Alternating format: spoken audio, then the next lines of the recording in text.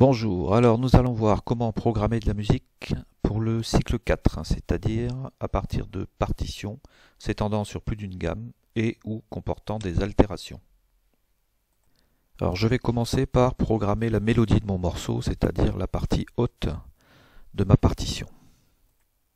Alors je peux choisir n'importe quel lutin, le chat par exemple, puis je vais devoir déchiffrer ma partition en m'aidant du tutoriel lire une partition par exemple qui se trouve sur le blog. Dans la rubrique son des scripts, je vais glisser l'instruction jouer la note pendant un certain temps vers mon espace de travail. Ma première note est un Ré correspondant au nombre 62. Pour le tempo, c'est une double croche correspondant à un quart de temps, soit 0,25 temps. La deuxième note est un Sol, donc correspondant au nombre 67, et c'est à nouveau une double croche, donc un quart de temps, soit 0,25. Et je continue ainsi pour les 4 notes suivantes. En cliquant sur le bloc d'instructions créé, je peux écouter le résultat.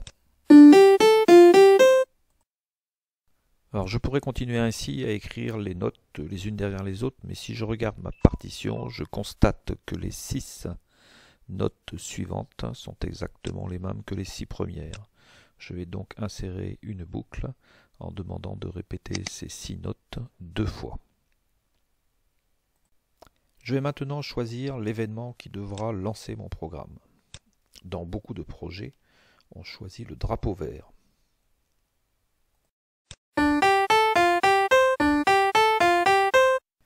Alors je pourrais continuer ainsi en insérant toutes les instructions les unes dessous les autres, mais il est préférable de découper le programme en blocs, comme je vous l'ai déjà expliqué dans un autre tutoriel. Je choisis donc de découper mon programme en 2 blocs.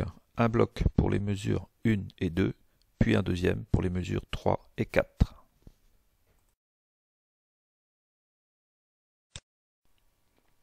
Les 2 blocs étant réalisés, je les insère dans le programme principal. Puis je lance celui-ci pour écouter le résultat.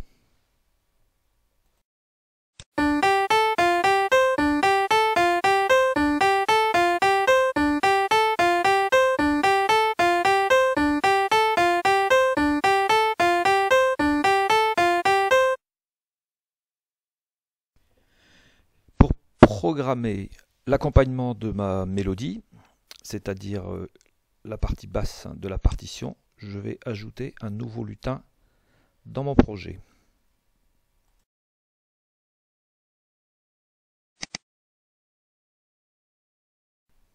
Puis je procède de la même manière que précédemment pour le codage. Et je lance le programme pour écouter le résultat final.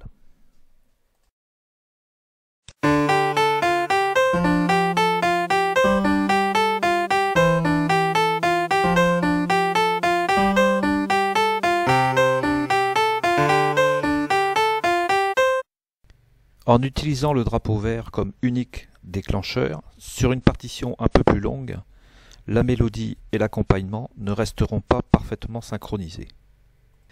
Pour éviter ce problème, je ne vais utiliser le drapeau vert comme déclencheur que pour mon programme principal, c'est-à-dire la mélodie correspondant au script du chat. Puis, à partir du programme principal, je vais envoyer des tops sous forme de messages vers les autres lutins.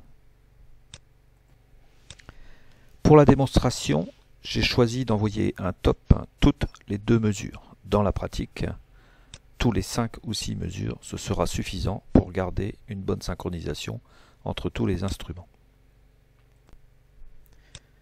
Pour le script du chien, au lieu de choisir le drapeau vert comme déclencheur, je lancerai les différentes parties de musique lorsque je recevrai les messages correspondants.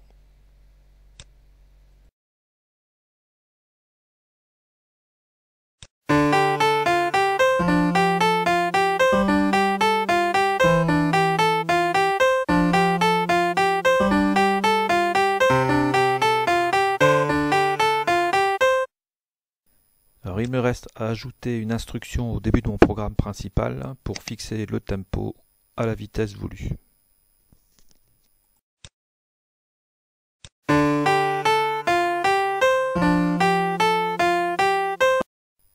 Pour terminer, pour chaque lutin, je vais choisir un instrument parmi la vingtaine qui est proposée.